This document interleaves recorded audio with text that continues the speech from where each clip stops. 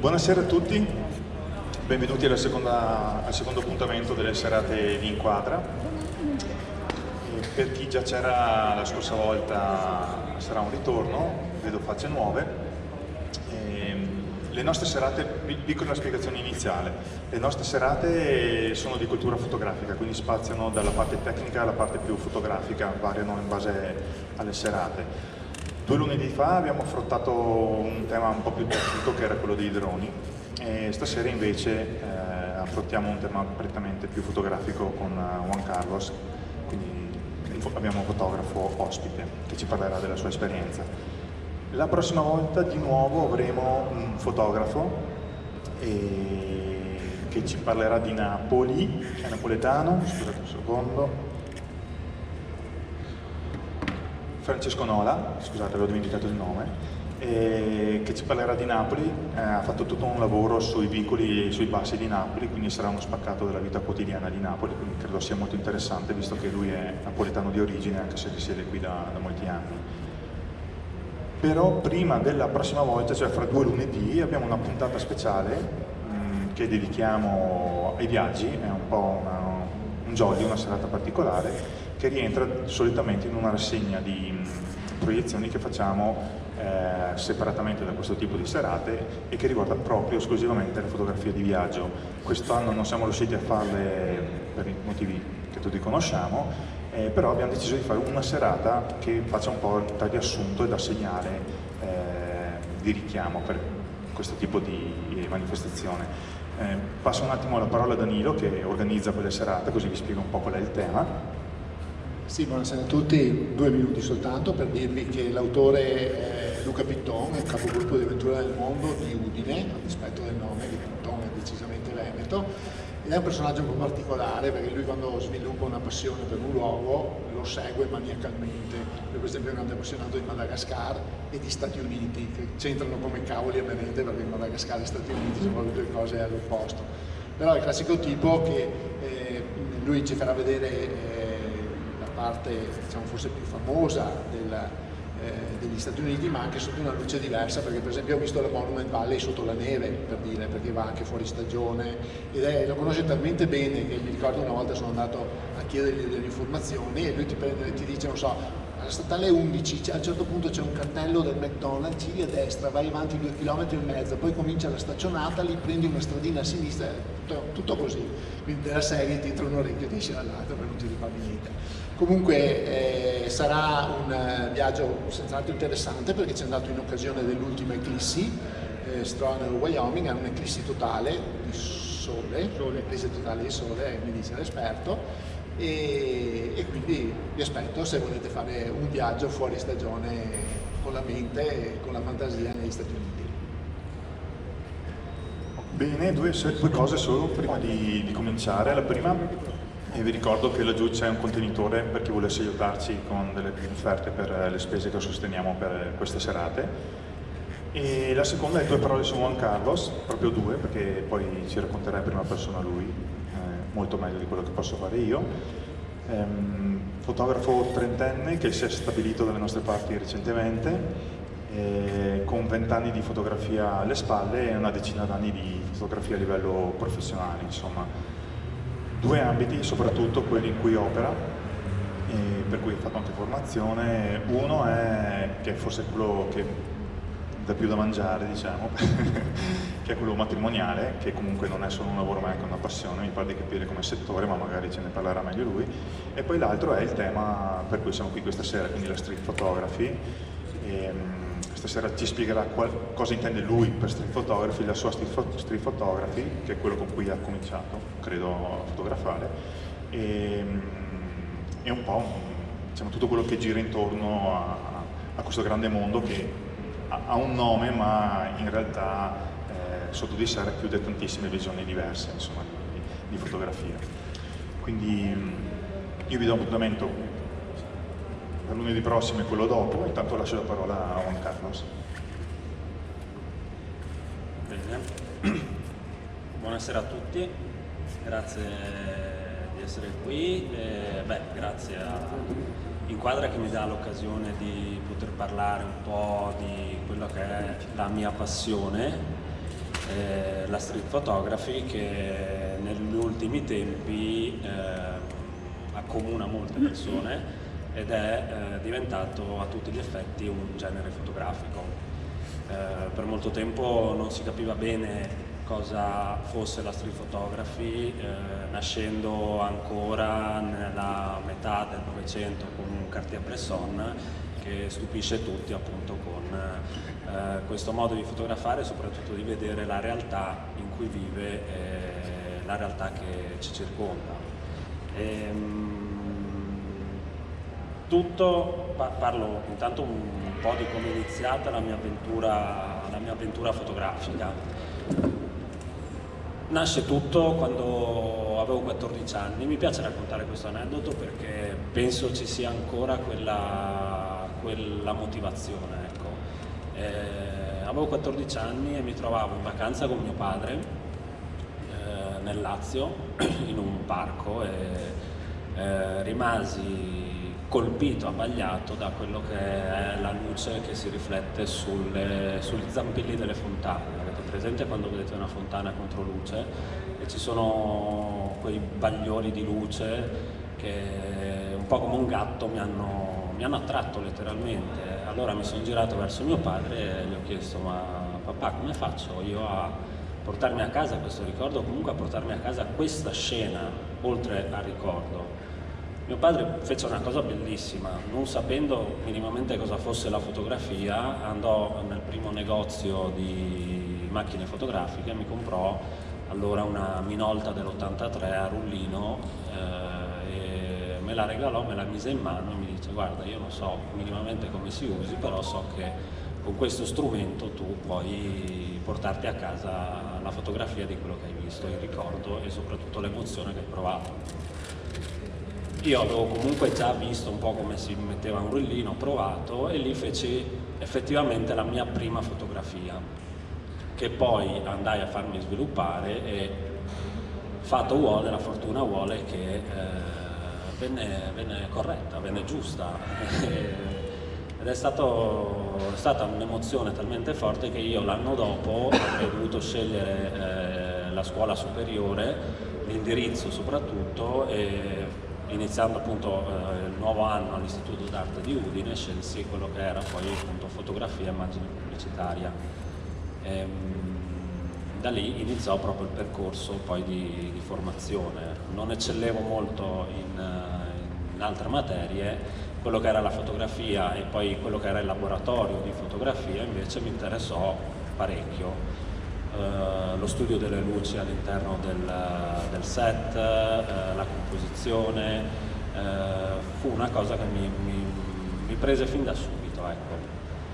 In quegli anni nacquero poi le macchinette digitali, stavano nascendo le macchinette digitali e imparai poi a usare la macchinetta fotografica digitale. La mia prima macchina fotografica digitale fu una Canon PowerShot, una cosa che adesso sarebbe di bassissima qualità, e invece mi divertii molto perché poi io, nonostante la giovane età, incominciai anche subito a viaggiare, a spostarmi perché penso che la street photography vada di pari passo con il viaggiare, lo spostarsi, che poi comporta al vedere tutto con occhi nuovi.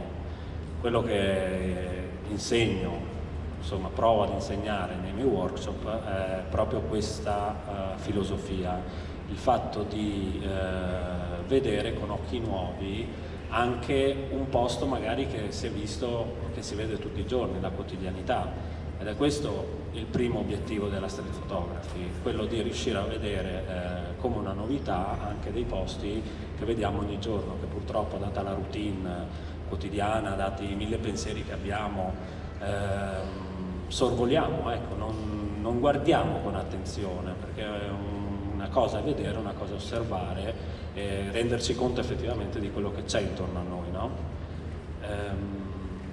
Da lì poi ci fu questa mia ricerca che continua tuttora, perché comunque rimane una ricerca. La fotografia, voi che siete appassionati di fotografia, penso che come me, come tutti i fotografi, siamo in cerca comunque ancora di qualcosa. Andiamo avanti ricercando sempre qualcosa, proprio per riabituarci e abituarci a vedere con questi occhi nuovi. Mi appassionò fin da subito l'architettura, perché nell'architettura io riuscivo a cercare dei frame, no? Delle inquadrature all'interno di un edificio. Se si pensa bene, la geometricità dell'edificio ci comporta anche a cercare di suddividerlo. 4 finestre possono essere un quadrato, possono essere 4 quadrati. Perciò da lì ho iniziato proprio questa ricerca della composizione. La composizione fotografica, che è alla base, penso, della fotografia ed è alla base anche della mia ricerca. Perciò inizio a farvi vedere, mentre parlo, delle fotografie che appunto feci in quegli anni, quando avevo dai 16 ai 18 anni, così, nei miei viaggi. Per esempio partirei da questa ed è a tutti gli effetti la mia prima fotografia. Questa è quella che io ritengo la mia prima vera fotografia, perché comunque ci vedo qualcosa che cercavo e che ho visto in quel momento, il rendere straordinario magari una cosa ordinaria. Questo è un palazzo di Londra, cambiando semplicemente il punto di vista, cosa che nella street photography penso sia fondamentale, io ci ho visto una sorta di mare con degli edifici che vengono fuori da questo mare, con i riflessi. Tante persone non la capiscono all'inizio, questa fotografia, e questo è una delle cose che mi ha dato ancora più forza a continuare su questa strada, perché l'essere surreale di questa geometricità e soprattutto la domanda che mi dicevano: ma cos'è questa cosa? Mi diceva: guarda che bello, comunque puoi spiegarla e puoi raccontarla questa fotografia, stai raccontando qualcosa, stai già iniziando a raccontare qualcosa. Perciò in ogni viaggio che facevo mi piaceva soffermarmi soprattutto sull'architettura, appunto, cercando poi quello che potevano essere delle geometrie e cercando quegli equilibri che in queste foto secondo me ancora non ci sono, però erano appunto solo l'inizio. Giocando anche con i colori, anche in posti famosi, nel senso che una Galleria Lafayette di Parigi è un posto in cui penso tantissimi di voi, o comunque tante persone, sono passati, sono andati, passando sulle scale mobili sotto Natale, solamente guardando in su, invece magari che soffermarmi sulle vetrine dei negozi, ecco, ho visto per esempio questa cosa e l'ho fotografata appunto come una sorta di geometria, di pattern, di composizione fotografica. Questo lavoro poi l'ho continuato cercando sempre di più appunto questi equilibri. Poi la scelta del bianco e nero, del colore, sono venuti dopo. Io in tutto questo racconto un po' di me e mi piacerebbe comunque anche che voi dopo o anche durante mi facciate delle domande, così posso anche spiegare anche aneddoti o cose che ci sono dietro le mie fotografie.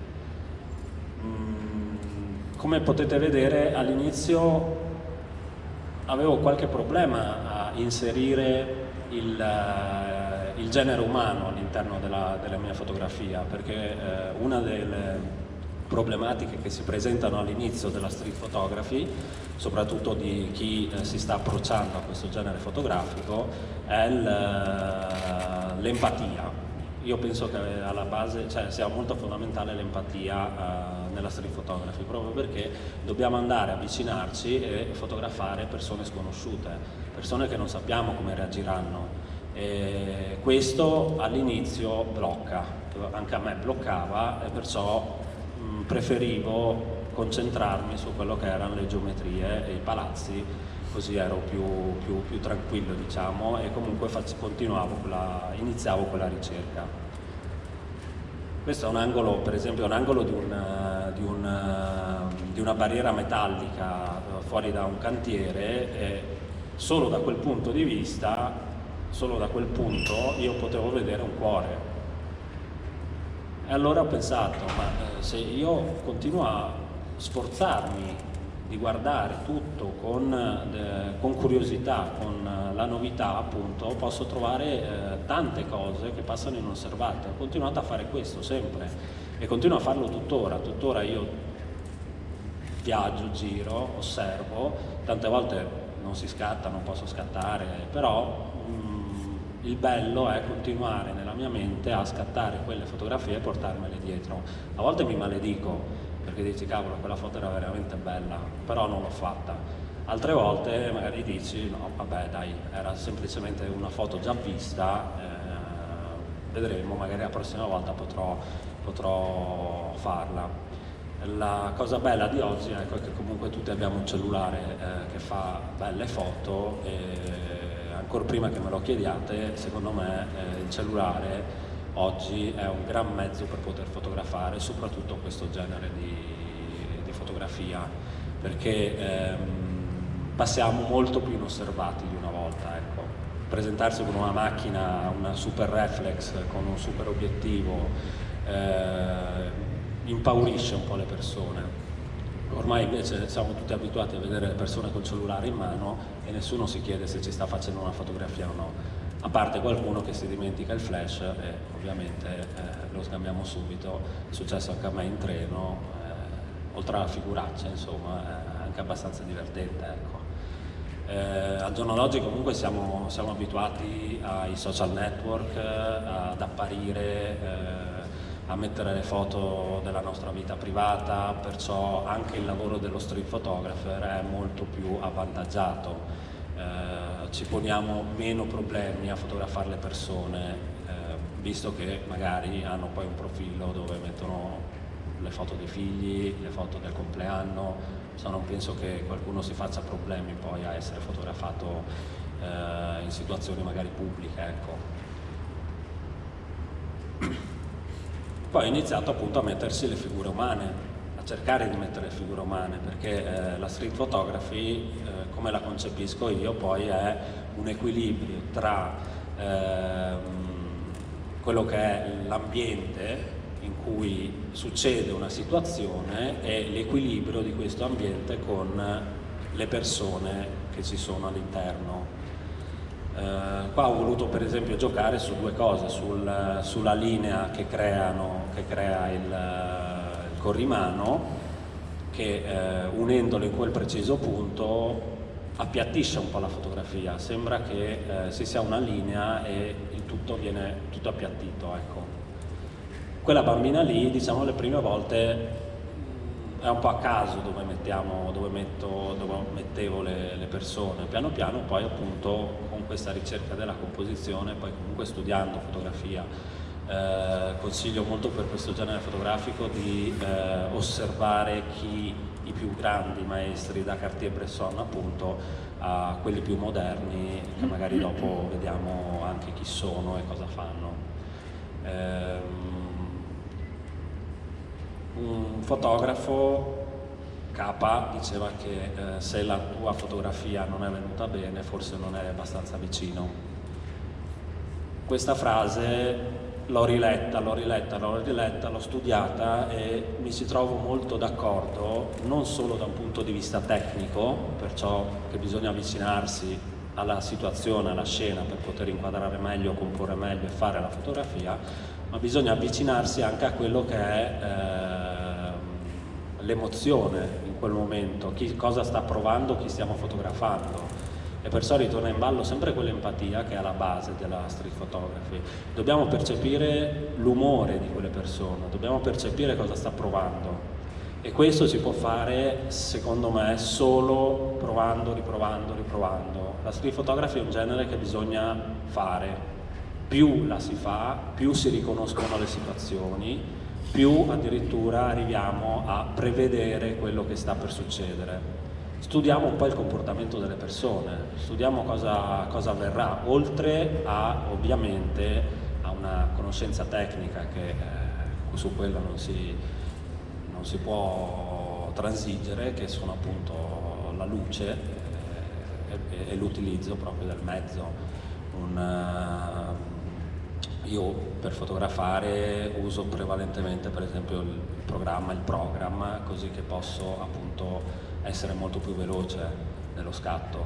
Non me ne vergogno, non capisco perché bisogna sempre pensare che se si aiuta con l'automatico, se il digitale ci permette di fare più foto e poi scegliere quella giusta, si va da lontano un po' da quello che è la fotografia classica. Calcoliamo che siamo nel 2020, è l'andare avanti della fotografia classica e appunto oggigiorno molti reportagisti addirittura usano l'iPhone per fare interi reportage. Non è la prima volta che si vede su National Geographic una foto fatta col cellulare, insomma, ma semplicemente perché il mezzo in questo caso è solo un mezzo.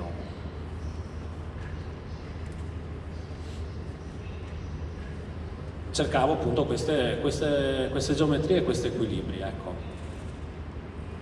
legate al colore,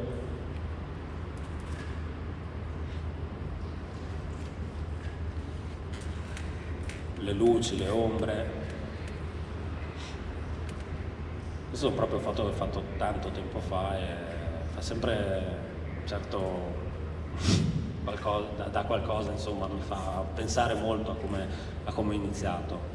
E poi la figura umana che pian piano, ripeto, scattando, ci si avvicina sempre di più e si è incuriositi da quello che è l'essere umano, fino a che non sono riuscito, ecco, a fare una foto come questa in cui sono riuscito, a parer mio, cioè parlo sempre della mia esperienza, a porre un'architettura che comunque è già bella di suo, con un uomo all'interno e creare appunto questo equilibrio che tanto cercavo, fino a cercare di mandare dei messaggi.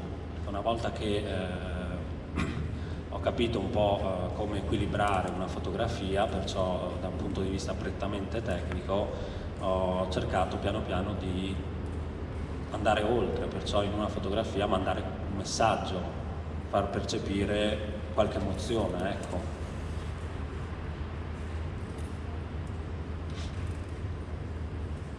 Io racchiudo nei nostri fotografi comunque tutto quello che mi succede, non per forza deve essere in un ambiente urbano e raccontare chissà cosa.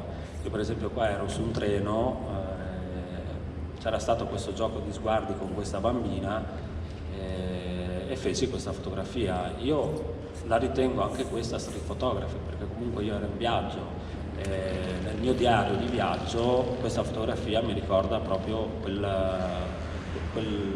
un'emozione, perciò questo sguardo di questa bambina annoiata sicuramente dallo stare in treno con la mamma, sì, da sole, ci siamo guardati finché non ho preso coraggio e ho fatto questa fotografia.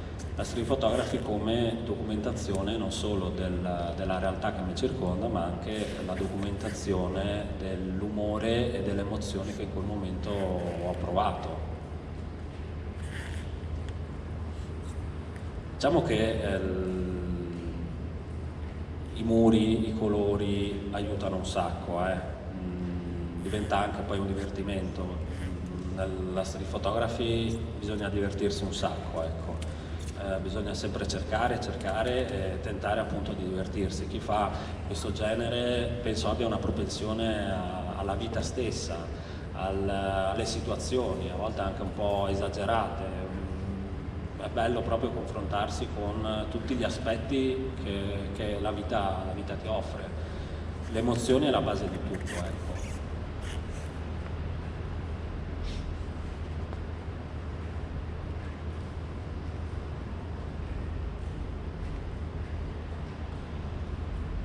La fotografia la feci a Siviglia e mi piaceva molto perché c'è quel murales di quella bambina di colore che dorme e sotto c'era quest'altro uomo di colore che dormiva.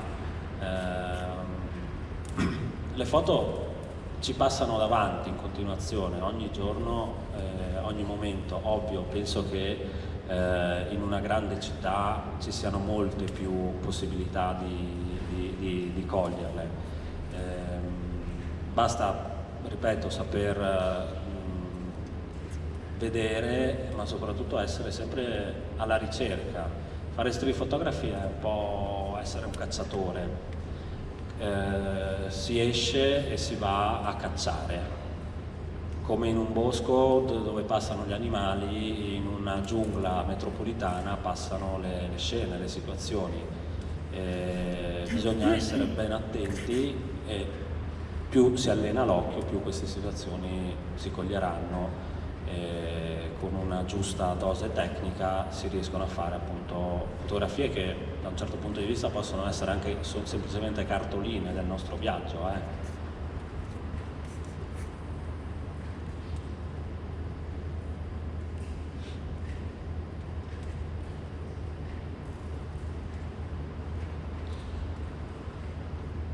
Dapprima poche persone nelle mie foto, poi piano piano, sempre nella composizione, sono andato a metterle in ordine.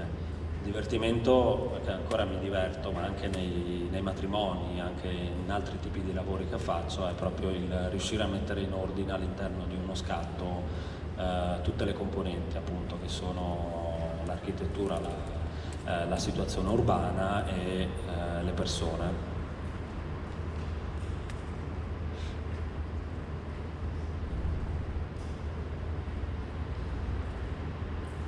Adesso vediamo delle foto più recenti. Da che partirei con questa. Questa foto è la foto, diciamo, che mi ha fatto più vincere.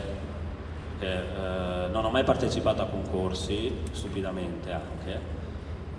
Sono 2 anni che ho deciso di partecipare a qualche concorso internazionale di street photography, appunto essendo venuto anche alla ribalta come genere fotografico, ed è un genere seguitissimo perché è anche facile da fare a livello di azione, ecco. Fatta con un cellulare questa fotografia, un cellulare anche di bassa qualità. Era il 2016 questa, e mi trovavo per lavoro a Padova e stavamo eseguendo uno shoot fotografico per un'azienda di occhiali. Io stranamente non ero il fotografo, ero il modello di occhiali. Questo è molto divertente perché posso dire di aver fatto anche il modello di occhiali. Una bella esperienza, e durante una pausa così mia, stavano fotografando la modella, uno dello staff si era messo a parlare con questa signora, che poi ho scoperto che a Padova è anche molto conosciuta, la si vede molto spesso in centro. Io era la prima volta che la vedevo e istintivamente sono passato, mi sono infilato letteralmente tra i 2 interlocutori e ho fatto questa foto al volo. Sul momento non ho pensato molto a composizione, a cosa stavo facendo. Mi piaceva molto questa signora e istintivamente ho fatto questa fotografia.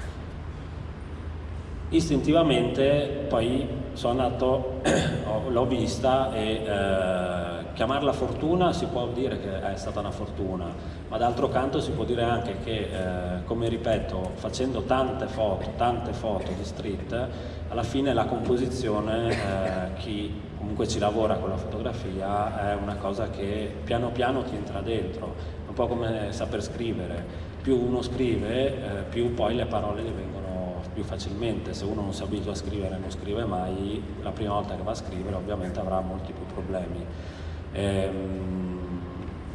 Ovviamente questa fotografia è piaciuta per l'espressione di questa signora e per la composizione che possiamo vedere comunque con il murales e la modella intenta nella posa per la foto commerciale, ecco. I colori è tutto, almeno a parer mio, è tutto al posto giusto, ecco. Perciò è il raggiungimento un po' di quel lavoro che ho iniziato da ragazzino, a cercare di mettere tutto al posto giusto all'interno di una fotografia. Ripeto, questa è la base di quello che concepisco io la street photography. La street photography è una cosa estremamente personale, estremamente soggettiva, può piacere un artista come non può piacere un punto di vista come non può piacere. Infatti quello che dico sempre a coloro che iniziano questo genere fotografico è di non preoccuparsi tanto se piacerà quella fotografia o no, imparare la tecnica per poi fregarsene, imparare cos'è una composizione, un equilibrio, per poi magari ribaltarlo del tutto, andare a cercare un proprio equilibrio. Non ci sono delle regole per fare questo genere fotografico ed è proprio quello il bello, secondo me. Io che sono stato sempre un ragazzo bello allegro, diciamo, bello senza anche a volte delle regole, in questo genere fotografico invece volevo trovarci delle regole, ma le mie regole. Perciò piano piano ho cercato quello che vedevo io, come vedevo io le cose intorno a me. Fortuna ha voluto, dai, che come vedevo io le cose, come le scattavo, piano piano piacesse ad un pubblico, e perciò ho potuto anche poi iniziare anche a partecipare a dei concorsi, a vincerli o comunque a farmi conoscere e a fare anche adesso comunque dei workshop nei quali appunto si parla poco di tecnica, poco di teoria, molta ispirazione piuttosto e tanta pratica. Nei miei workshop quello su cui punto è il superare quel limite personale che è proprio la paura di avvicinarsi alle altre persone.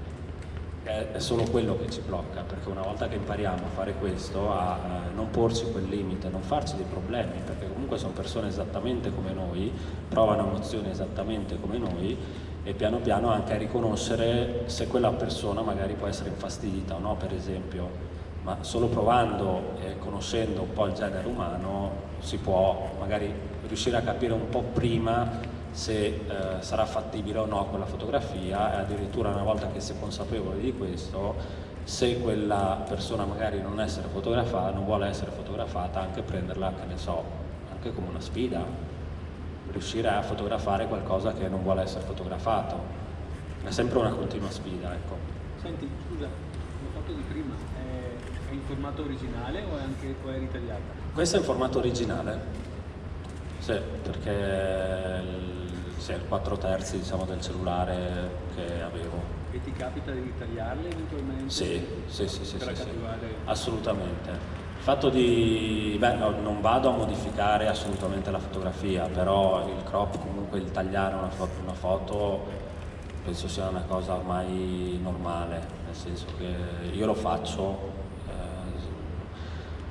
proprio perché ritorno a quel concetto di quando fotografavo soprattutto un palazzo, e all'interno del palazzo facevo il ritagliavo col mio occhio già all'interno di un frame, già ci facevo un'altra foto. Poi nei vari corsi che ho fatto, un grande fotografo, Valerio Bispuri, a Roma, che ho seguito un corso con lui personalizzato un po' di anni fa, mi ha detto: guarda, secondo me una buona fotografia compositivamente è una foto che se la tagli a metà ce ne fai due. Allora da lì questa cosa qua mi ha ancora più incentivato a ricercare quella composizione, ecco. Anche se poi non è molto vero, secondo me, lui è uno di quelli che la pensa così. Se si guarda la sua fotografia a volte sono addirittura fin troppo affollate, qualcuno dice, a parer mio invece sono perfettamente, incredibilmente tutto a posto, cioè talmente tante persone che però se le si guarda una a una sono tutte al momento giusto, nel posto giusto. Mi capita sì di ritagliare le fotografie anche per togliere quel qualcosa che può infastidire. Lo si faceva comunque anche già in camera oscura, quella di ritagliare, perciò non è niente, penso che vada a livello etico contro la fotografia. E tra l'altro appunto questa cosa di tagliare a metà una fotografia e riuscire a farne due è molto intrigante come cosa, ecco. In questo caso però, ripeto, un po' di fortuna, un po' di vedere la situazione mi ha fatto fare questa fotografia che molte volte uno passa, scatta e non si rende conto subito della fotografia che ha fatto. Torna a casa, la mette sul computer e lì dice aspetta però. Mi capita recentemente, anche dato un po' dall'impossibilità di muovermi tanto, di riprendere vecchie foto che avevo scartato perché in quel momento non mi dicevano niente e di riproporle come nuove foto perché comunque con un ritaglio, con una post-produzione un po' più accattivante adesso mi piacciono per esempio. Perciò è bello comunque avere un archivio e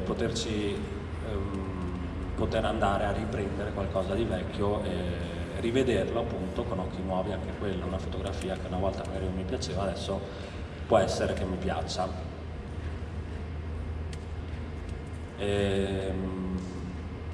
L'avvicinarsi alle persone.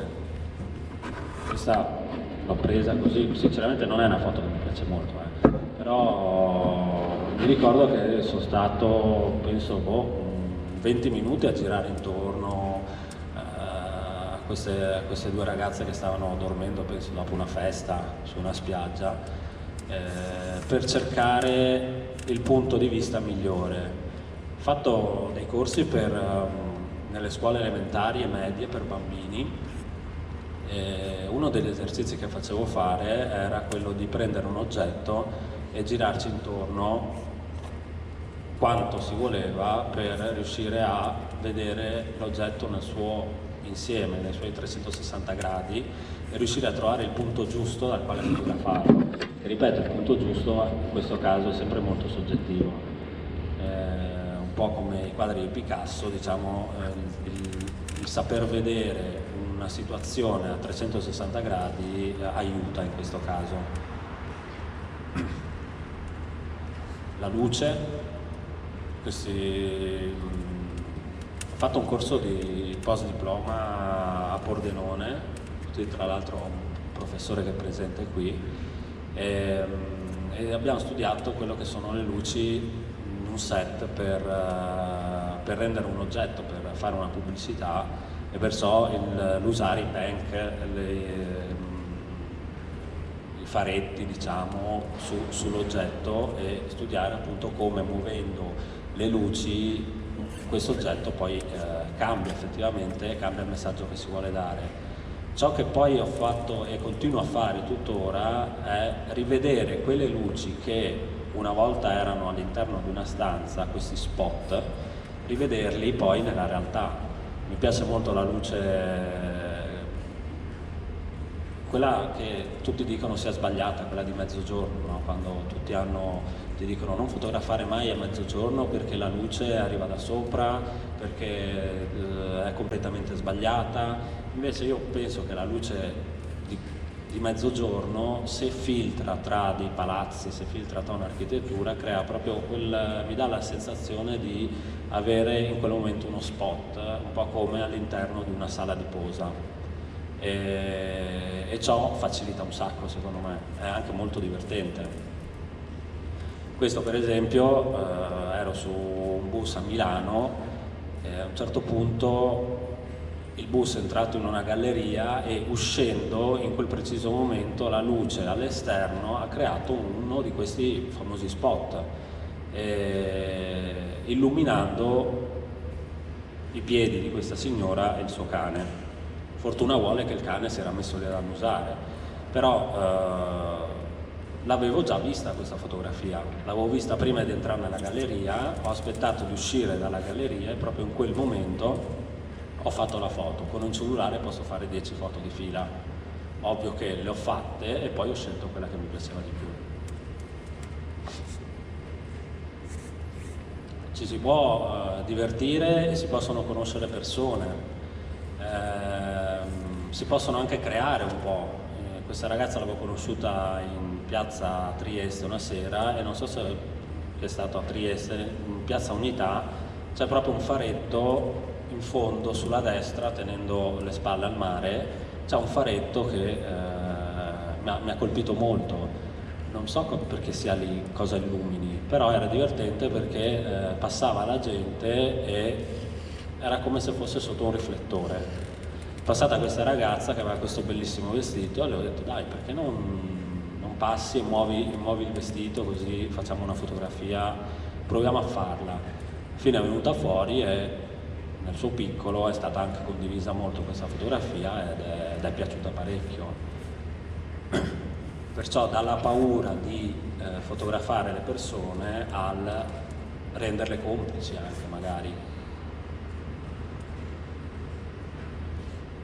fino a giocare su riflessi, che poi qualcuno potrebbe pure metterci vicino due parole, parlare dei riflessi, delle personalità, del mio io interiore. Io sono sincero, molte fotografie io le faccio semplicemente perché mi piacciono, un po' come quando mi parlano, ne so, dei tatuaggi, ma perché fai il tatuaggio, deve significare qualcosa, eccetera. No, mi piaceva una cosa, l'ho fatta, basta. Qua ero a Barceloneta e prendendomi proprio del tempo, perché comunque mi piace, nei miei viaggi mi è sempre piaciuto andare da solo e dedicarmi alla fotografia in questa maniera. Mi fa stare bene, è il mio passatempo preferito, è la mia passione e andare a caccia di queste fotografie mi fa felice, ecco. Mi fa felice tuttora, che comunque sono anni che faccio questo tipo di fotografia e mi emoziona sempre. Passavo, ho visto questo vetro, dentro c'era una stanza, all'interno della quale c'era un altro vetro, ho cercato la postazione migliore, ho aspettato che ci fosse il momento migliore, perciò ancora quell'attesa, c'è comunque quell'attesa, magari passando ogni giorno si capisce prima o poi qual è il momento giusto per fare la fotografia in quel preciso momento, in quel preciso luogo, e sono ritornato finché appunto non ho trovato quella che secondo me era la fotografia che stavo cercando, perché se si va un pochino prima magari c'è troppa gente, se si va un pochino dopo c'è pochissima gente. All'interno di questa fotografia, fatta sempre col cellulare, mi sono inserito anch'io ed è una sorta di autoritratto, ecco. È divertente comunque cercare queste composizioni, sono ancora alla base del mio fotografare le scene urbane. Poi i cellulari adesso fanno delle splendide fotografie, ho preso un cellulare apposta per fare fotografie con una buona fotocamera e la usai come seconda macchina in diversi viaggi, per esempio questo a Budapest poco tempo fa. Passavo, ho fatto la foto, non so perché, mi piaceva questo homeless, questo barbone, e poi ho visto che era venuta bene, perciò ripeto, è molto istintiva, poi diventa. E poi è sempre comunque un diario di quello che vivo, un bagno al fiume. Un bagno al fiume può diventare un'ispirazione. C'erano questi ragazzini che si tuffavano, continuavano a giocare. Ovvio, si parte dalla foto magari più classica dove si ferma il momento in cui il ragazzino fa il salto, fino a muoversi, conoscerli, avvicinarsi e interagire con loro. Questo aiuta perché poi non ti poni la domanda: ma secondo te posso pubblicarla? Ma dovrò chiedere un permesso? Il fatto di interagire e avere un contatto anche solo visivo col soggetto che andiamo a fotografare aiuta parecchio, perché ci dà molte risposte e soprattutto, ritornando al discorso di se non hai fatto la foto buona, forse non eri abbastanza vicino, quell'avvicinarsi a livello emotivo, a livello proprio personale al soggetto che andiamo a fotografare è proprio questo: andare a interagire con le persone e creare quella sincronia, quella sintonia con la persona che andiamo a fotografare.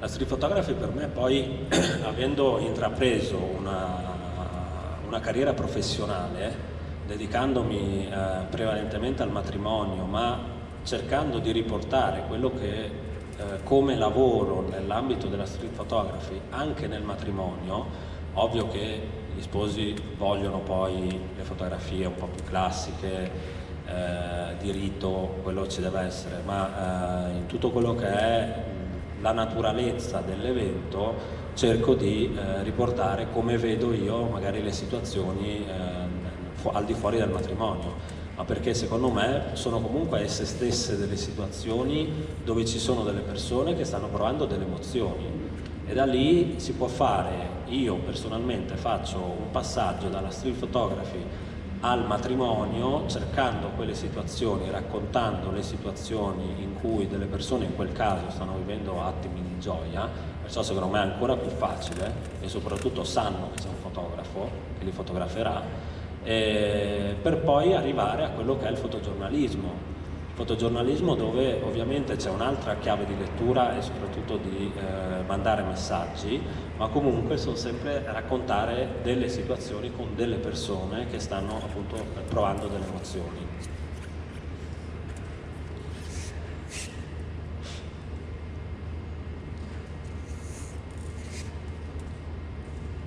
Beh, avevo appena preso questo nuovo cellulare, stavo sperimentando le luci. Anche qua, per esempio, stavo svolgendo un altro tipo di lavoro, stavo facendo un servizio fotografico per un evento di teatro, e durante una pausa, girando per dietro le quinte, ho visto questa scena e con il cellulare ho fatto questa fotografia, ecco.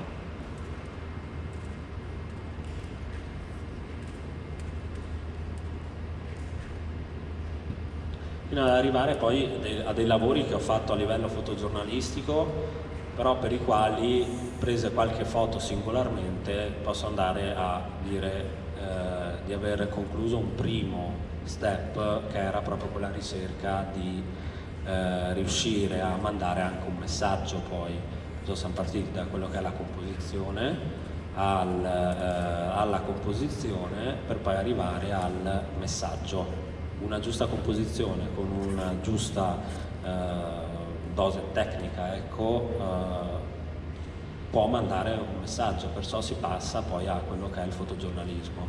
Questa fotografia qua l'ho fatta in un campo profughi, stavano giocando a pallone, in quel momento la palla è andata da un'altra parte, stavano aspettando che gli venisse restituita. La scrissero loro, non loro, ecco, comunque i migranti che erano presenti all'interno di questo campo profughi, il tutto poi è diventato un chiaro messaggio. Io lo vedo come un messaggio e volevo dare un messaggio. Ho aspettato il momento giusto e sono tutti al posto giusto.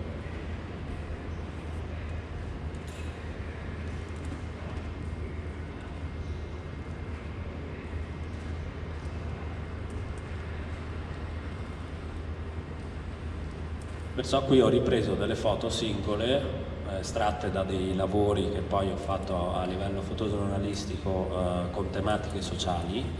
Per esempio qua è un gruppo di ragazzi minori stranieri non accompagnati giunti in Italia, un lavoro che ho fatto per Spazio Aperto Servizi a Milano, un'associazione che si occupa di welfare, comunque di servizi a livello sociale a Milano e Interland, nel quale appunto una singola foto può diventare benissimo una foto di street, ecco.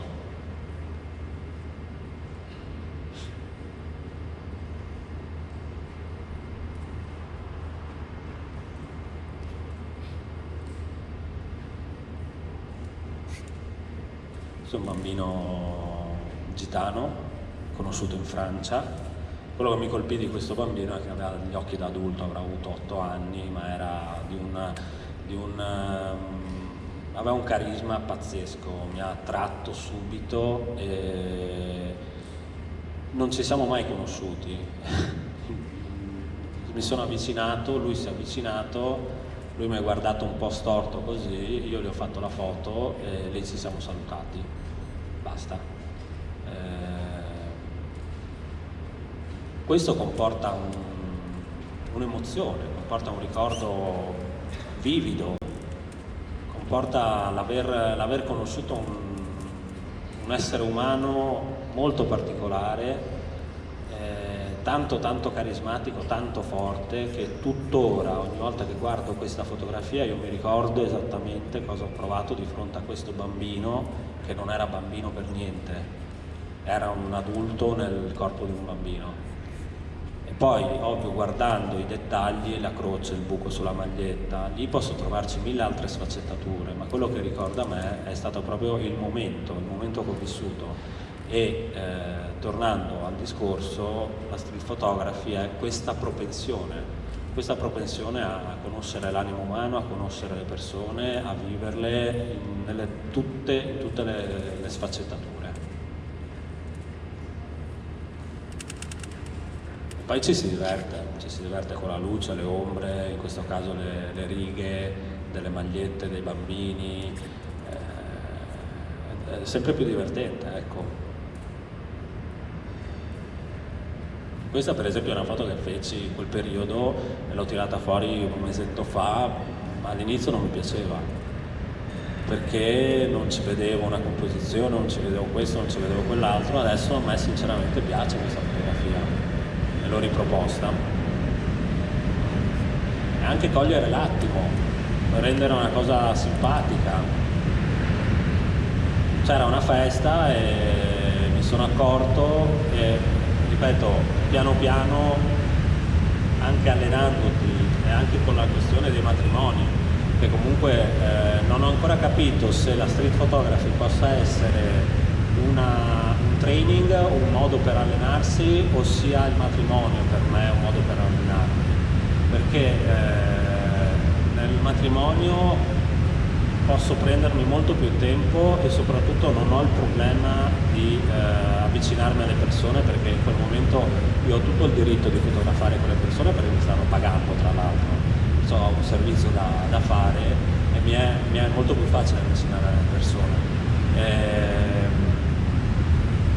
E perciò mi alleno, cerco di allenarmi anche in quella situazione, ad allenare l'occhio a vedere le cose, a vederle da un punto di vista magari differente, ecco.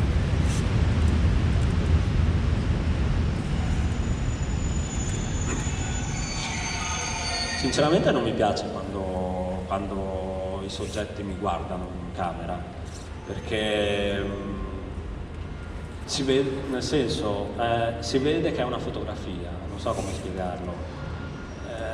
Il fatto che il soggetto mi guardi, penso che ci debba essere questa sintonia prima e dopo la fotografia, ma la fotografia, quando il soggetto mi guarda, la rende troppo fotografia, ripeto, non so come spiegarlo, però molte foto che scartavo era proprio per quello, per dire no, ma il soggetto mi sta guardando, perciò non mi piaceva. Piano piano sto accettando anche questa cosa, ma sono dei limiti che mi sono posto sempre io, non è che...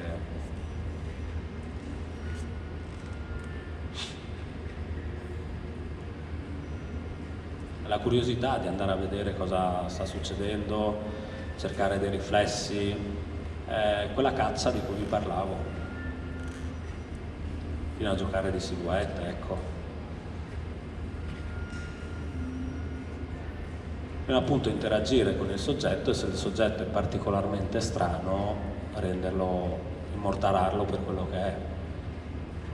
Cioè si può parlare anche di ritrattistica di strada. Io non ho mai fermato, sì un periodo, ma non mi è mai piaciuto appunto fermare una persona e dire voglio farti una foto, mettiti qua, facciamo un ritratto.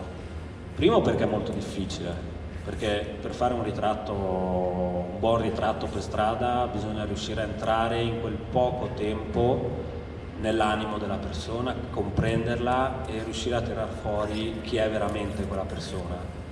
E il secondo perché sono più attratto appunto dalla totalità della scena.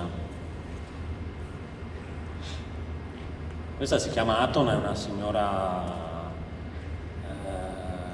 conosciuta a Calcata, nel Lazio, ed è una signora che molti chiamano una strega, che si dedica un po' a quello che è l'esoterismo, ha scritto dei libri a riguardo, in realtà è molto conosciuta anche all'estero, però vive in una sorta di caverna con 20 corvi, per dire anche a cosa si può andare incontro.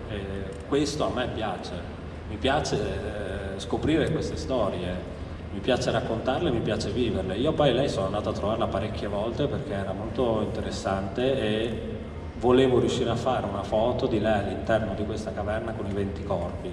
Non ce l'ho mai fatta perché era veramente impossibile. Si arrabbiava tantissimo se solo provavo a entrare con la macchina fotografica all'interno della grotta, però questa, ricordo, è la prima foto che l'ho fatto. Qua non ci conoscevamo ancora, ci siamo conosciuti dopo questa fotografia. Penso comunque che la rappresenti molto perché effettivamente è lei questa. Scusa, posso chiedere? La foto della signora. Questa qua, una cosa che aspetto così. La vedi lei, nel senso Non sento. Niente, oppure ti viene voglia anche di fare un disarmo? Non ho sentito la domanda. No, dico, quando hai visto questa signora, Sì. ti è venuta voglia di fare uno scatto anche del viso, del primo piano, o non l'hai pensato? Pensavi No. subito a lei nel contesto? No, esatto, mi è venuto nel contesto, sì.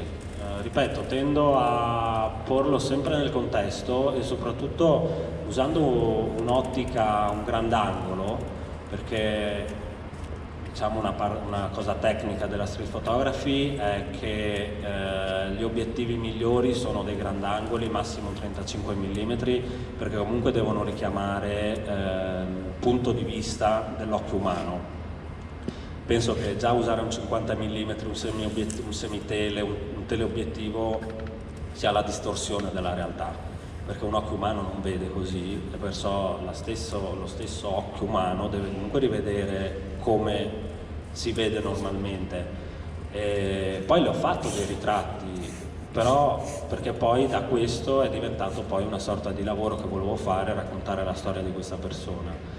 Ma di primo impatto non mi viene da fotografare un viso, mi viene da fotografare un comportamento, una situazione che più rappresenta quel momento, ecco, quella persona.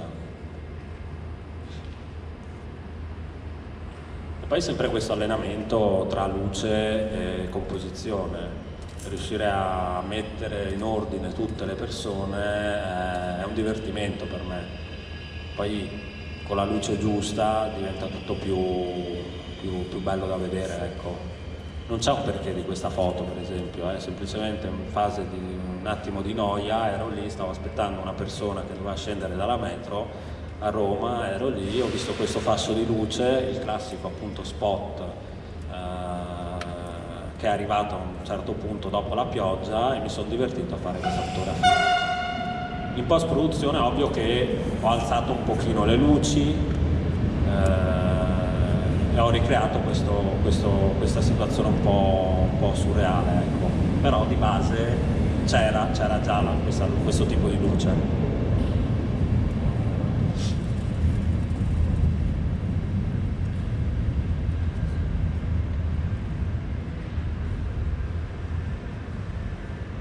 E poi ce n'è un'altra, sempre della signora. E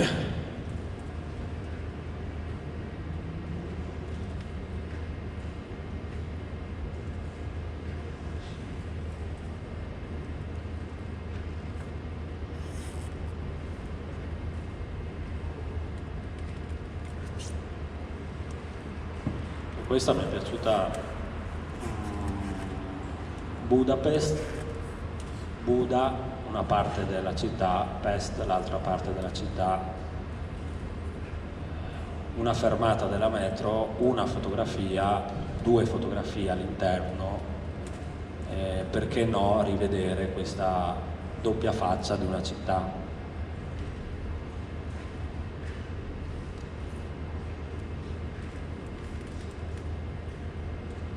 Si gioca sul colore.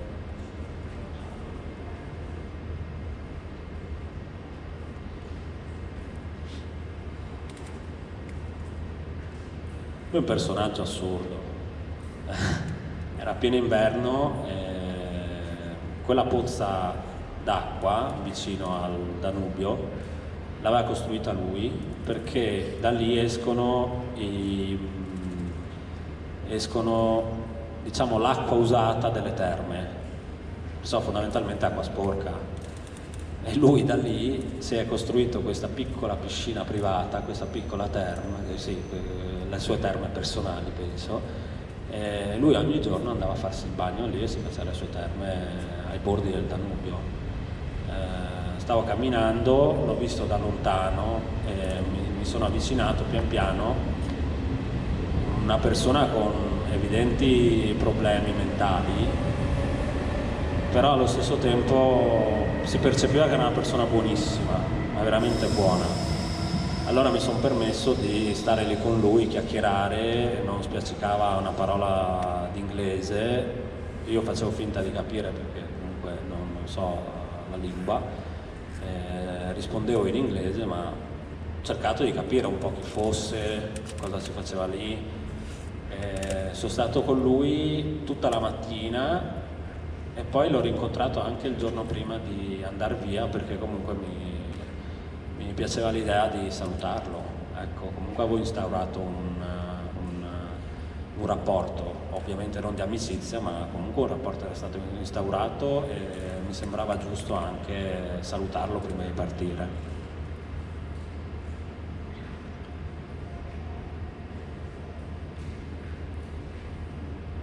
Budapest sono andato perché volevo fare un lavoro più che altro sulla periferia, su quello che è una periferia molto malinconica, molto povera. L'ho girata parecchio.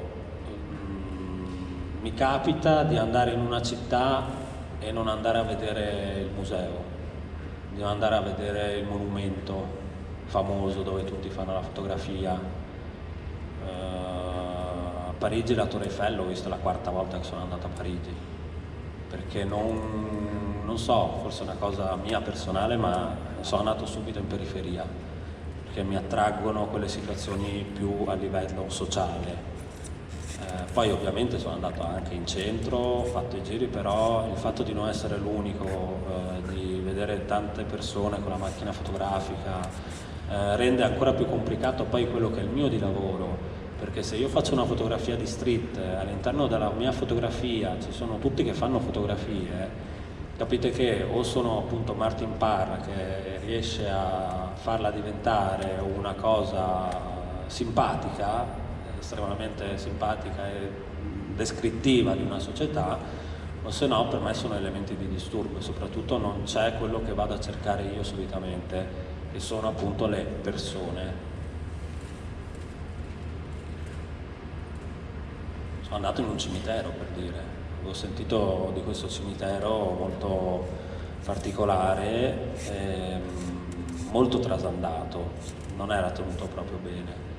All'interno di questo cimitero io ho girato tutto il pomeriggio fino a incontrare questa signora che era lì da parecchio tempo, non abbiamo mai parlato, c'è stato solo questo timido sguardo, anche perché comunque c'è anche il rispetto, insomma, della situazione. Tant'è che questa foto qua io l'ho fatta senza guardare nell'obiettivo, lei in realtà sta guardando me, c'è stato solo questo fugace sguardo tra di noi, io ho fatto la foto e ho proseguito. Un esercizio che ho fatto con Valerio Bispoli appunto a Roma è stato quello di andare in un mercato e fotografare senza guardare nell'obiettivo. Questo perché? Perché in molte situazioni, non solo nella street photography ma anche nel fotogiornalismo, sono situazioni che è meglio non farsi vedere che stai fotografando quella scena e perciò richiamare l'attenzione con gli occhi e nel frattempo fare la fotografia, ma assicurarla. Come fai a capire che quella fotografia sarà fatta bene? Vedendola già prima, cambiando appunto questo famoso punto di vista e sapendo riconoscere che luce è e riuscire a inquadrarla già senza vederla. È, ripeto, un esercizio che uno fa e prima o poi comunque arriva a farla su questo tipo di fotografia.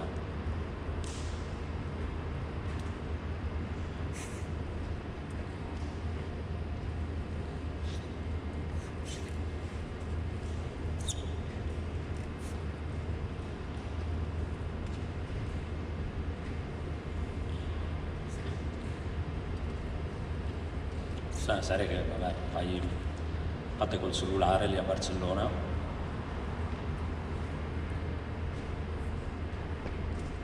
Cioè, se si pensa che è fatta con un cellulare è assurdo, Sì. E con un minimo di post-produzione, non è che sono andato ad aggiungere luci, cose straordinarie. Che ormai veramente con un cellulare si può fare veramente grandi cose. Addirittura anche a livello di stampa, si possono fare ottime stampe. E la mia quotidianità, perché no? Questa l'ho fatta, poi guardandola mi è venuto in mente il cane di Kudelka e mi sembrava una sorta di omaggio, ecco.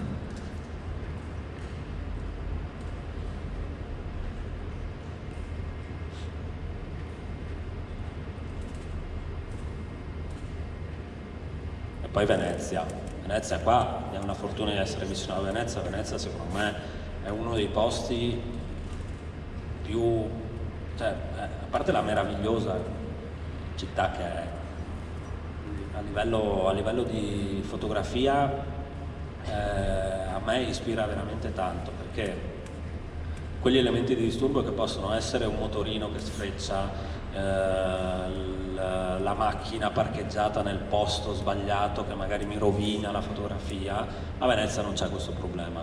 A Venezia nelle calle, nei quartieri c'è prettamente la gente, non ci sono altri elementi di disturbo e ci si può concentrare un sacco su quello che sono le persone.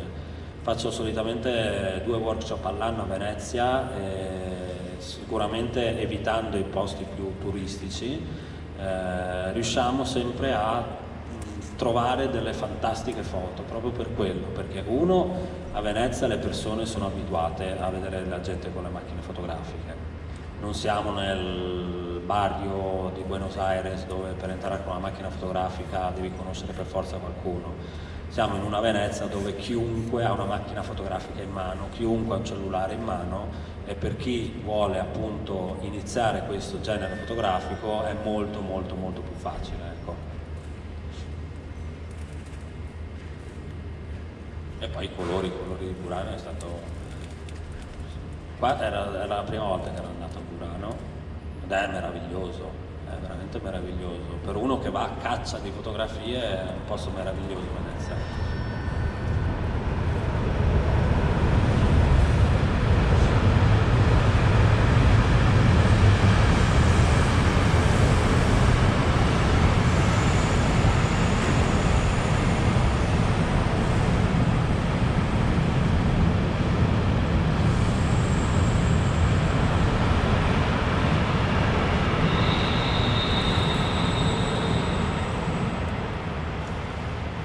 Questi famosi spot che entrano, questi fasci di luce che entrano e semplicemente un po' sottoesponendo si può tirare fuori anche una cosa molto più grafica, ecco, che questa fatta col cellulare.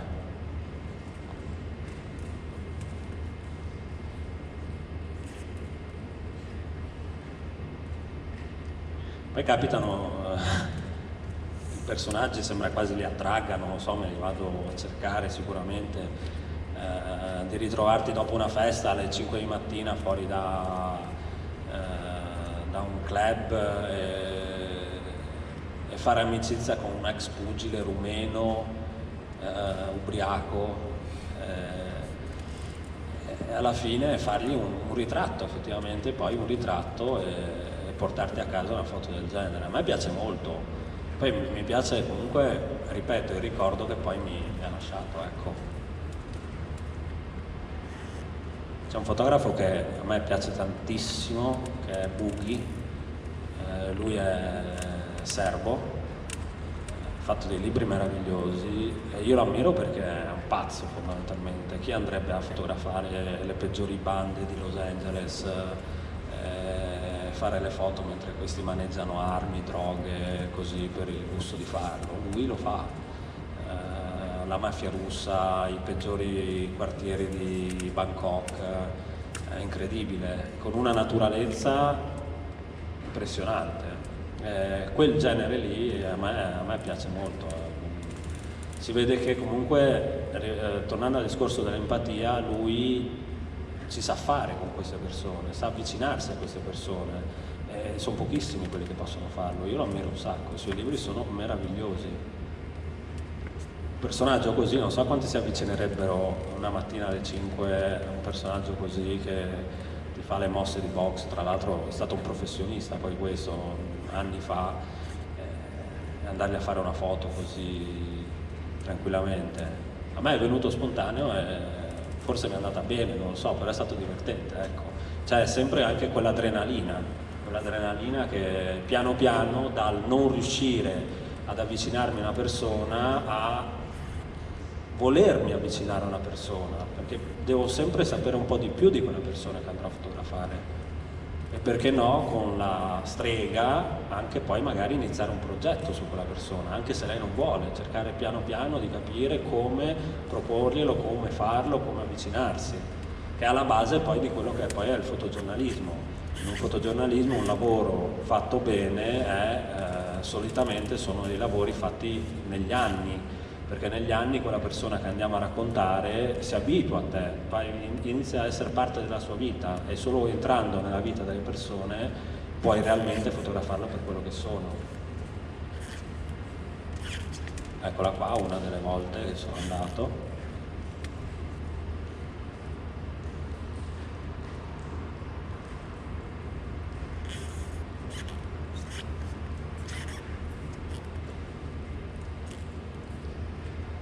Quello di prima, questa è la prima foto che gli avevo fatto, quando mi sono accorto di lui.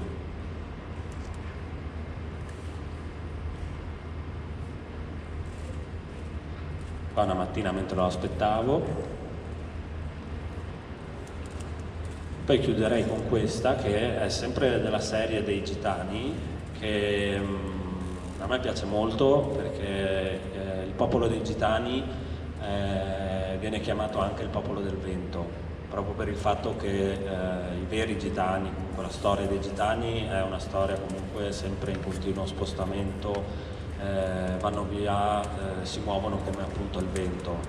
E in questa foto qua io ci ritrovo quello che ho vissuto quei giorni con loro, e questo colpo di vento che diventa poi, a parer mio, anche come l'ho vista io, una cosa molto poetica.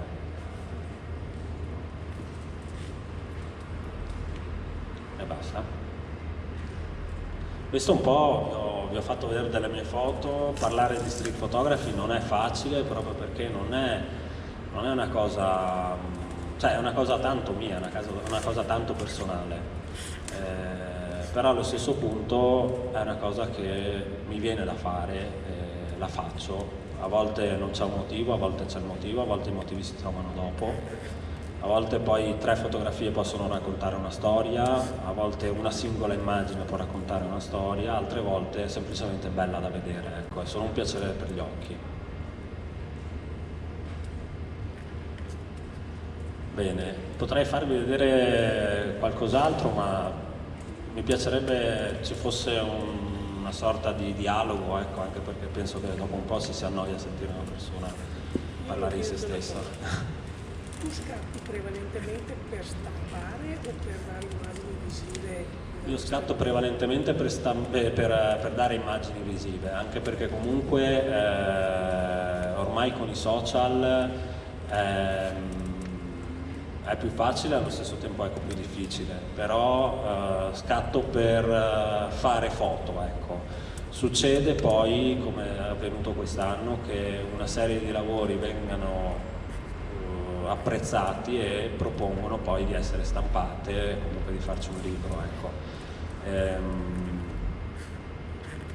Le mie foto ovviamente sono in vendita, ci sono state molte persone che hanno poi voluto una stampa e perciò si va poi sul concetto di stampa, perciò la ricerca della carta giusta, la cornice, perciò diventa anche una sorta di opera, ecco.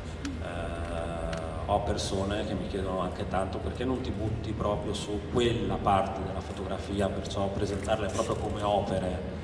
Però lì rientra sempre in quel mio modo di vedere la fotografia, questo genere di fotografia è una sorta di diario di viaggio, perciò mi piace scriverlo, sono cose mie che però mi piace condividere, ecco.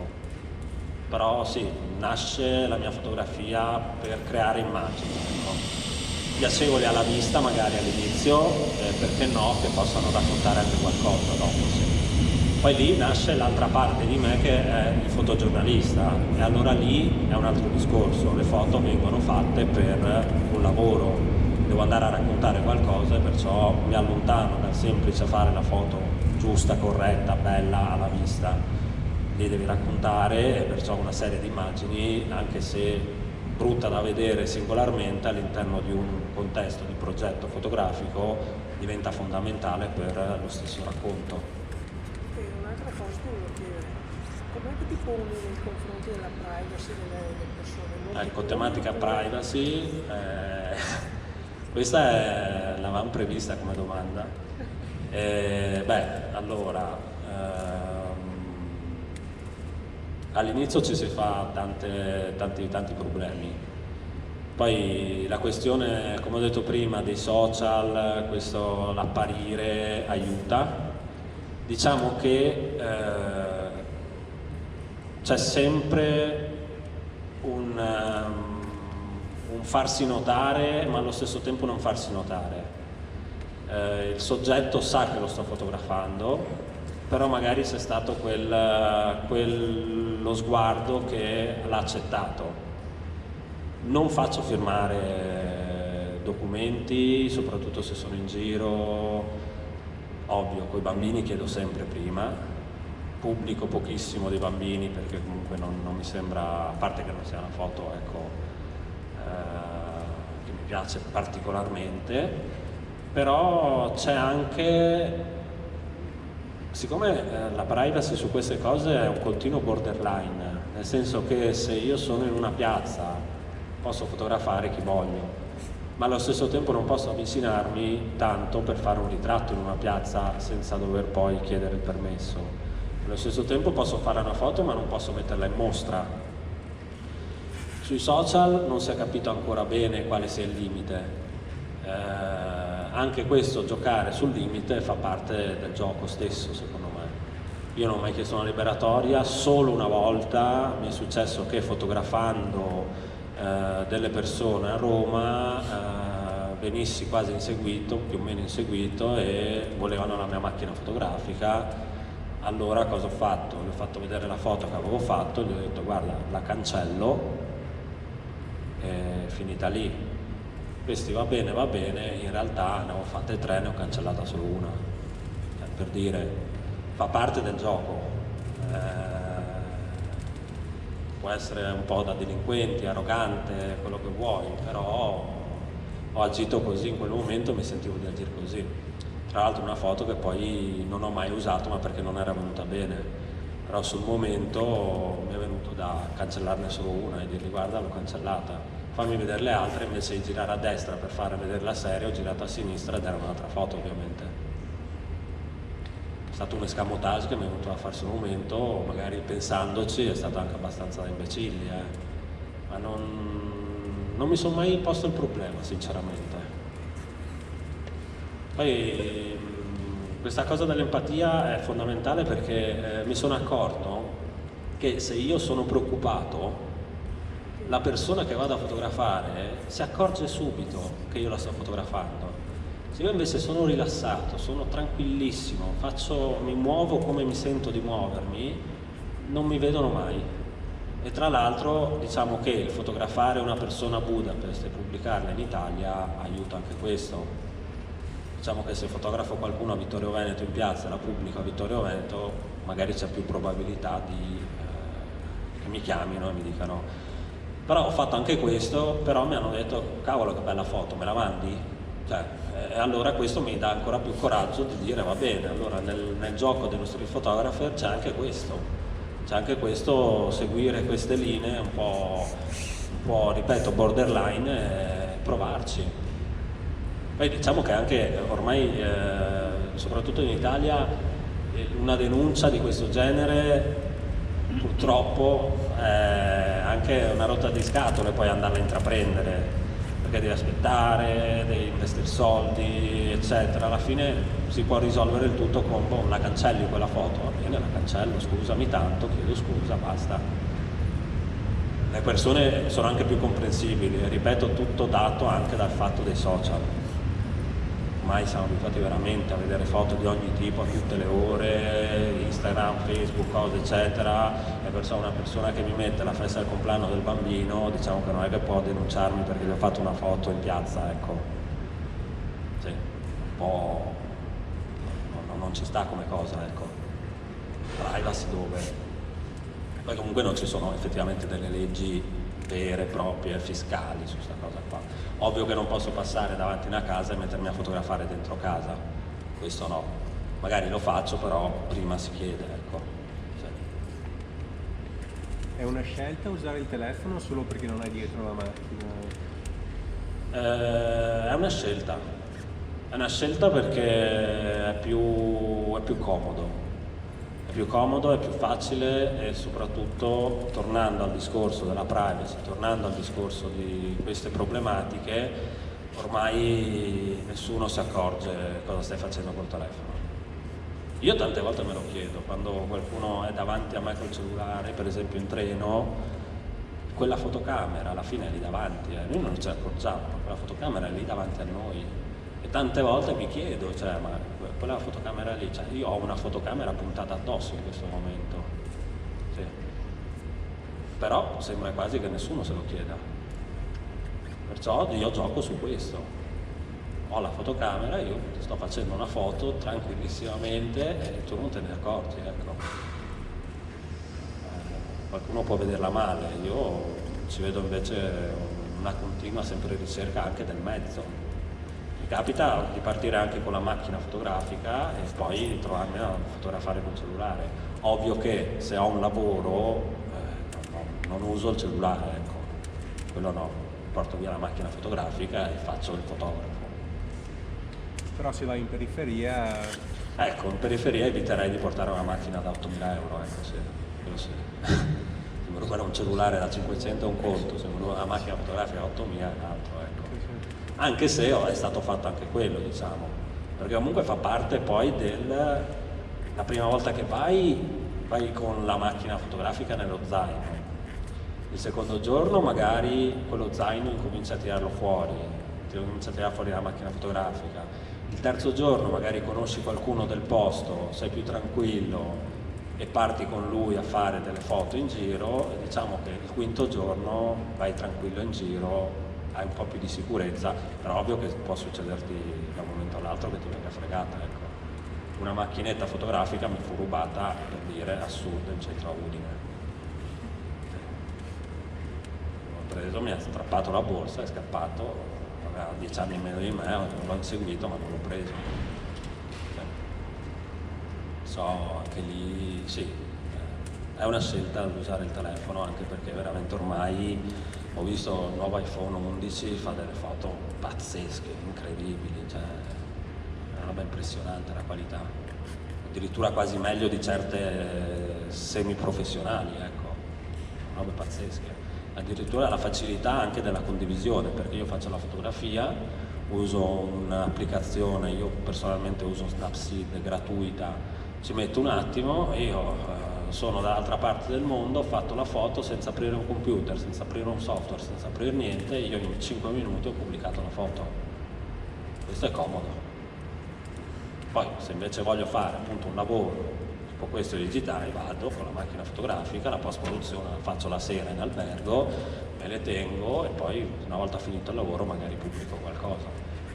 Però di primo impatto così una foto fatta per foto, semplice foto, piacere di fotografare, io la condivido anche subito, in 10 minuti l'ho fatto, comodo, insomma i risultati sono anche ottimi.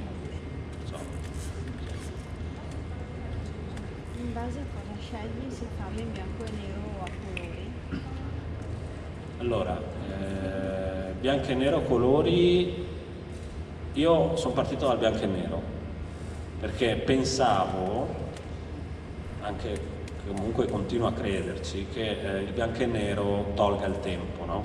Renda ferma nel tempo l'immagine e non gli si può dare un tempo all'immagine in bianco e nero. Andando avanti invece mi sono accorto che non usavo il bianco e nero semplicemente perché il colore è molto più difficile da usare. Allora una volta che ho iniziato a fotografare a colori e rendermi conto che non sapevo fotografare a colori, è diventato una sorta di sfida mia con il colore e io adesso fotografo a colori prevalentemente, perché mi piace più il colore. Se usato nella giusta maniera il colore è molto più difficile, la sfida è più difficile e il risultato secondo me è anche molto più bello. Ovvio che ci sono foto e foto. Una foto del genere, questa qua ultima, rimarrà per sempre a parere mio in bianco e nero perché quello che volevo era questo. C'è anche la versione a colori ovviamente, ma non mi piace come il bianco e nero. Però molte foto sono a colori proprio perché è stato più difficile imparare a usarlo il colore, ecco. Per una città, ecco, per esempio come Burano, non puoi mettere in bianco e nero, ecco. Scusa, scelta del formato quadrato o rettangolare, in base a che cosa? In base al, ritornando al discorso di prima, al ritaglio, come può star meglio, e in base anche a questo ritorno di Instagram di un ipotetico 6x6, ecco, comunque ci si sta abituando un po' a vedere così questo tipo di fotografia molto social. In un lavoro ovviamente uso il formato standard. C'è stato un periodo che mi piaceva il 16 noni perché mi sembrava molto più filmico, eccetera. Diciamo che il quadrato anche a volte per isolare il soggetto, per creare la foto un attimo più bella da vedere, ecco. Sì, ripeto, la mia fotografia in questo caso della street photography molte volte è semplicemente per un gusto personale di fare una foto bella da vedere, e non è che me ne vergogno perché è un piacere per me vedere una foto che sono riuscito, che mi piace vedere, ecco. Poi se dobbiamo andare a tirare fuori la storia, il racconto, le cose, l'autore, eccetera, lì possiamo parlare di fotogiornalismo, possiamo parlare di tutt'altro. Ripeto, la street photography ancora tutt'oggi per me è un allenamento continuo, costante, per continuare a vedere e vedere sempre meglio. Continuerò sempre a farlo, penso, perché comunque è divertente, io mi diverto. Ogni volta è sempre una storia diversa, una volta è un personaggio diverso, una volta è una foto diversa. E penso che il piacere della fotografia, cioè la cosa fondamentale nella fotografia è prima di tutto divertirsi. Poi può diventare un lavoro, poi può diventare altro, ma il piacere è quando uno esce con la macchina fotografica andarsi a divertire, dai. Cioè. Ed è quello che poi propongo anche nei miei workshop. Andiamo a divertirci. Sì.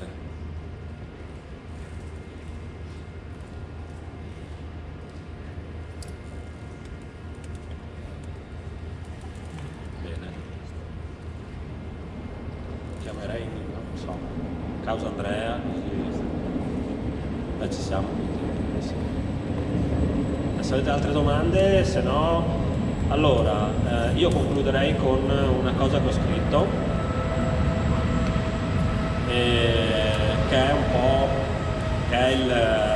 la mia filosofia di questo genere. Essere uno street photographer significa essere in sintonia con la vita, percepirne gli umori, gli odori, i colori, i particolari, viverla insomma con intensità per poi cercare di rappresentarla, ma sempre solo dopo averla assorbita. Così facendo si impara ad osservare, a non pensare ma ad essere veloci, istintivi. Si impara il rispetto per il prossimo e con un minimo di azzardo si supera la timidezza che inizialmente è il peggior nemico di questo genere fotografico. Infatti, soprattutto le prime volte si tende a stare distanti, quasi ad essere trasparenti, per non farsi notare. Col tempo ci si rende conto che la migliore cosa è vivere la scena da immortalare. Ci vuole coraggio. Bisogna mettersi in gioco, esporsi, parlare con la gente, ringraziarli quando è il caso. L'ideale equilibrio è quindi essere coinvolti ma non invadenti. Per fare questo, la cosa fondamentale è mettere sullo stesso piano mente, occhio, cuore, come suggeriva il padre della street, Cartier-Bresson, e aggiungeva che per avere questa attitudine bisogna avere prontezza, disciplina, sensibilità e senso geometrico. È fondamentale iniziare con il piede giusto, bisogna essere appassionati davvero, crederci, volerlo. Bisogna partire con una semplicità ed umiltà, bisogna guardare con attenzione il lavoro degli altri, soprattutto dei grandi maestri. Bisogna essere, per sintetizzare, persone che amano la vita e che amano gli altri.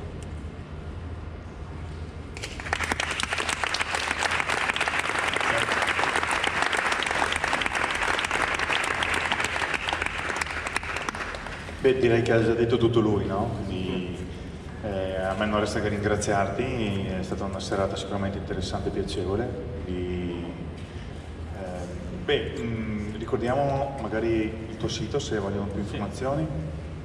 Allora, mi trovate sui canali social, comunque Juan Carlos Marzi, e il sito, purtroppo adesso io ho un sito che è prettamente di matrimoni, perciò non mi sembra il caso di pubblicizzarlo per questo genere. Comunque sì, juancarlosmarzi.com, ma sto lavorando adesso, proprio perché è ora di farlo, su un nuovo sito che uscirà a breve. Sto semplicemente aspettando degli editing, delle cose per farlo al meglio, che sarà tutto dedicato ai lavori di fotogiornalismo, a tematiche sociali, e una gallery sarà una sorta di best of, di portfolio di street photography.